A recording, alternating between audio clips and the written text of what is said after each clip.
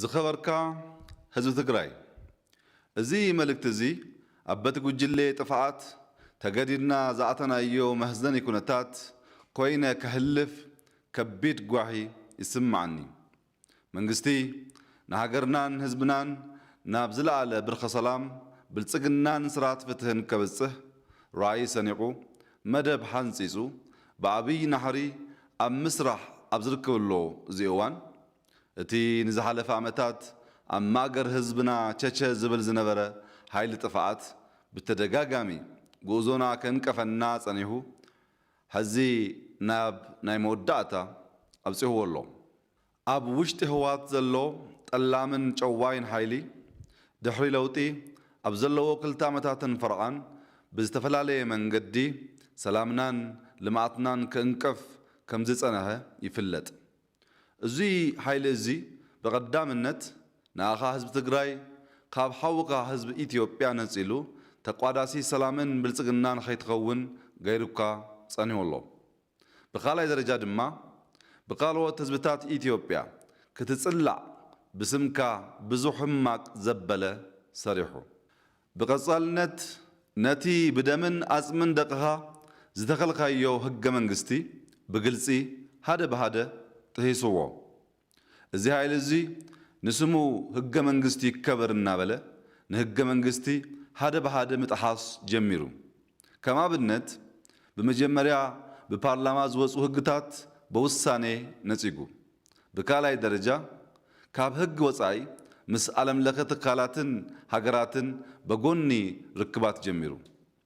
ብሳልሳይ ኣብ መላእ ዓለምን ሃገርናን ብዝተከሰተ ለበዳ ቫይረስ ምኽንያት በፌዴሬሽን ምክር ቤት ዝተወሰነ ናይ ምርጫ ምንዋሕ ውሳኔ ብግልጽ ጥሒሱ ዘይህጋዊ ምርጫ አካሂዱ ብራብዓይ ደረጃ ንፌደራላዊ መንግስት ኮነ ክልላዊ መንግስታት ኣፍልጦ ኣይሕብን ኢሉ ርክብ በቲሑ ሃምሻይ ኣብ ካልኦት ክልላት ምዝርከቡ እሱባት እናተሻረኸ ሰላም ይዘርግን ህይወት ንጹሃት ዜጋታት ይጥፍአን ኣሎ ዝኸበርካ ህዝብና እቲ ገበነኛ ጉጅሌ ኩሉ ስርዓት አልቦ ስጉምታት ክወስድ ከሎ ንኽብርኻን ድህንነትካን ክብል መንግስቲ ወልሓንቲ ስጉምቲ ኣይወሰደን ብፍላይ ድማ ኣብዚ እዋን እዚኣ ቀዳምነትና ኮሮናን አንበጣን ምክልኻል ከምኡ ድማ ዝበጽሑ እኽሊ ምእካብን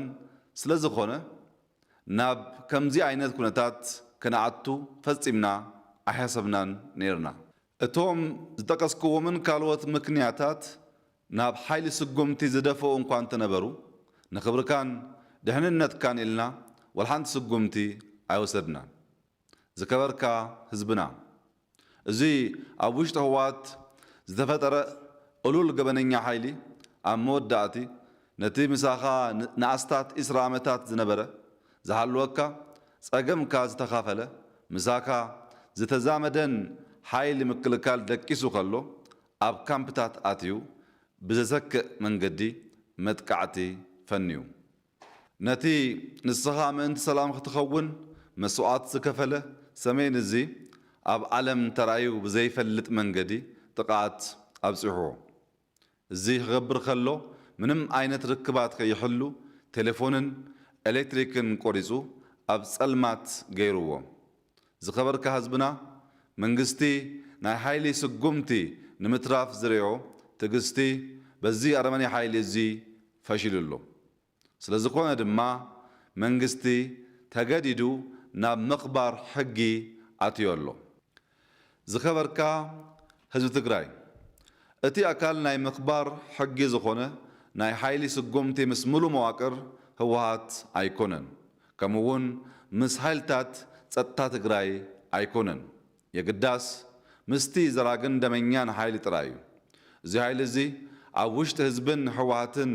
ተሃቢኡ ንኣኻን ንመላእ ህዝቢ ኢትዮጵያ ዝዘርግ ዘሎ ሓይሊ እዩ ምስ እዚ ተኣሳሲሩ ኣብ ከይዲ ምኽባር ሕጊ ናይ ኣየር ጥቃት ክህሉ ይክእል እዩ እቲ ጥቃት ንሲቪላት ኢላማ ዘይኮነስ እቲ ሓደገኛ ሓይሊ ዝገበቶም ኣቕምታት ኢላማ ዝገብር እዩ ይኹን እምበር ዘይተሐሰበ ጎናዊ ሓደጋ ከይስእብ ሲቪላት ኣብ ከተማታት ተኣኪብካ ምንቅስቃስ ክትቀንሱ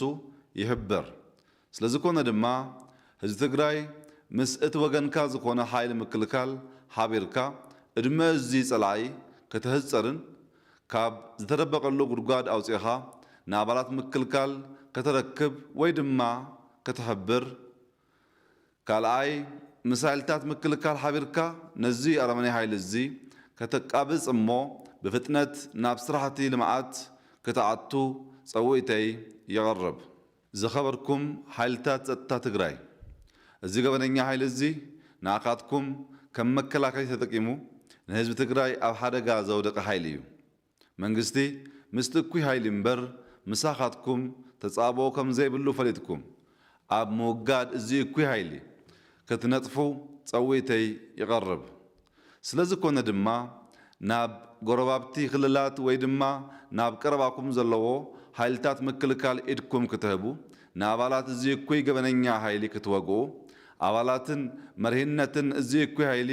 ከይሓድሙ መንገድታት ክታጽኡ እጽውዕ ዝኸበርኩም መናእሰይ ትግራይ ሃገርና ገጥምዋ ዘሎ ሓደጋ ኣብ ታሪክ ሪኣቶ ዘይትፈልጥን ዝገርምን እዩ ኣቦታትኩም ዝሃነጽዎ ሃገር ኣያታትኩም ዝተሰውሉ ሃገር በዚ እኩይ ሓይሊ ተደፊራ ኣላ እዚ ሓይሊ ኣብ ሓፂር ግዜ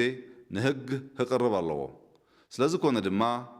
ኣንጻሩ ክትለኣሉን ኣብ ሓፂር እዋን እማምና ዛዚምና ናብ ጉዳይ ልማዓትና ክንኣቱ ክትህገዙን ይጽውዕ ኢትዮጵያ ክትስዕር እያ ያኔለይ ያቺ ልጅ በውጊያ ስትሞት ጡቷ ተቆርጧል ብለው ለማጭበርበር ይሄን ታክቲክ የሰጣቸው ሻዕቢያ ነው እናውቃለን ግብጽ ነው እውነታው ግን ተጋለጠ የግብጽን በር አንኳኳ ግብጽ በኢትዮጵያኖች የተሸነፈ የኤርትራን በር ቢያንኳኳ ኤርትራ ወይም ሻዕቢያ በእኛ በኢትዮጵያኖች በእኛው ትውልድ የተገረፈ የተሸነፈ አይደለም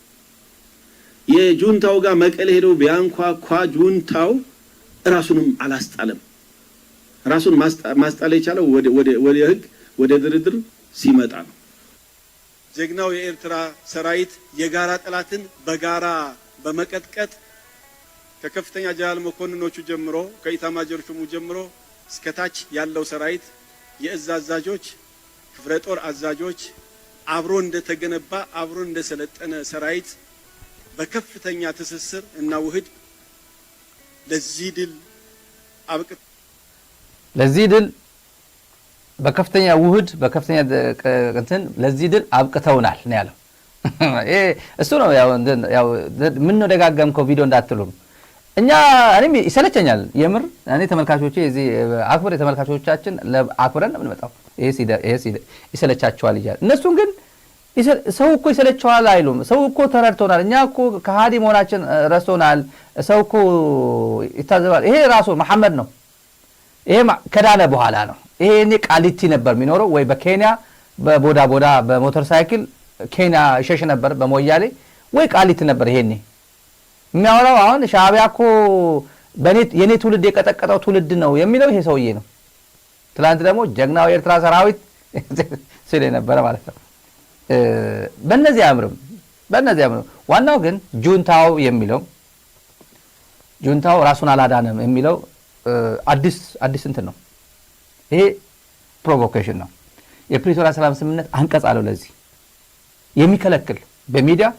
በባለስልጣናት በቋንቋ የሆነ በትርክት ምናምን እንደዚህ አይነት ቋንቋ ላለመጠቀም ይደረግጋል ብርሃኑ ይለዋል አሁን ኖርማል ይሄ አንዲት ነገር ከአዲስ አበባ ከእንደዚህ ከትግራይ የሆነች ነገር አብይ ወይ ብርሃኑ ጋር የምትነገር የሆነ ቋንቋ ቢወጣ ትልቅ ቫይራል ይሆናል ሄድላይን ይወጣል እነዚህ ግን ኖርማል ነው ለነዚህ አማራ ተለጅ በየቀኑ ሰው ስለሆነም አዲስ ነገር አይደለም ሰርችቶታል ሰው ጉዳዩ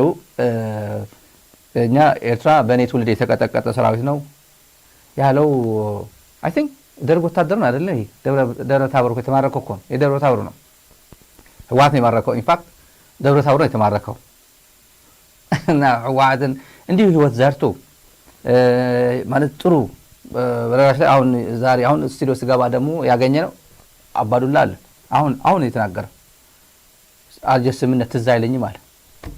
እንዴ አልጀርስ ስምምነት እኮ ትላንት የምናውቀው ታሪክ ነው። ትላንት እኮ 25 ዓመት እኮ የስንት ዓመት ነው? 25 ዓመት ስንት ዓመት ነበር? አባዱላ ሜጀር ጀነራል ነበር እኮ ሜጀር ጀነራል ነበርና እኔ ትዝ አይለኝም፣ ዝርዝሩ አላውቅም ማለት እመጣለሁ ዛሬ አጀንዳችን። ከዛ ፊት ያረጋ ከበደ ጉዳይ ነው።